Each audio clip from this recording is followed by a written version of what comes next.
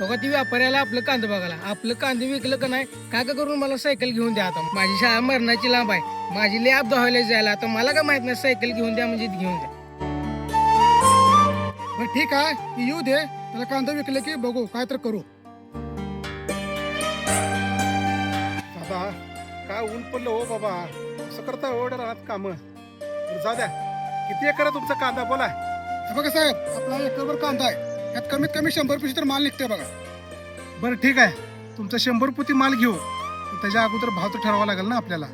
साहेब तुम्हीच बघा, आता बाजारात 1200-1500 भाव चालू आहे. हा बरोबर आहे, बाजारात 1200-1500 भाव चालू आहे.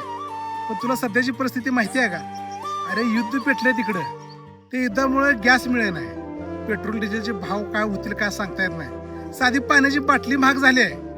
मग तुझा कांदा तर काय एक्सपोर्ट होत नाही, त्यामुळे ह्या कांद्याला भाव किती पडला आहे तुला माहिती आहे का काय? अहो मालक बरोबर आहे, पण आमच्या शेतकऱ्याचं पण काय तर बघा, मग जरा भाव ठरवा.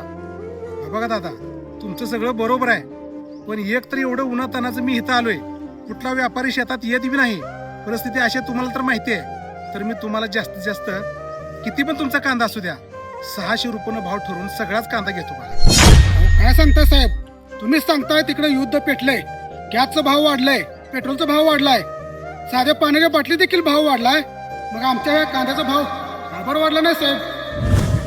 अहो शेतकरी दादा, दुनियामध्ये बाकीच्या वस्तूचे भाव गगनाला भिडतील, पण तुमच्या शेतकऱ्याच्या मालाचा भाव कधी वाढला बी नाही आणि कधी वाढणार बी नाही. सांगता साहेब, कांद्याचा भाव वाढणार नाही, तुम्हीच म्हणलात ना मगा असल्या उन्हाचं कसं काम करताव. अहो आम्ही असल्या उन्हात काम करताव, घाम गाळताव, म्हणून तर हे सोनं पिकतंय.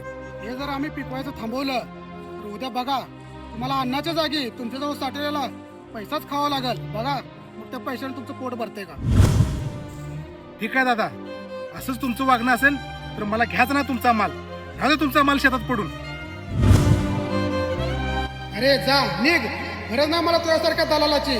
मी माझा कांदा शेतात खत म्हणून वापरतो.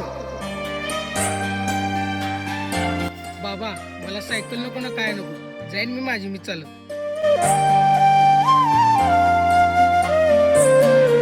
दुष्काळ पडो सुकाळ पडो, युद्ध हो नाही नाही, कोरोनासारखी परिस्थिती जरी आली तरी बाकी कोणी नाही मरत, मरतो तो फक्त आणि फक्त माझा शेतकरी.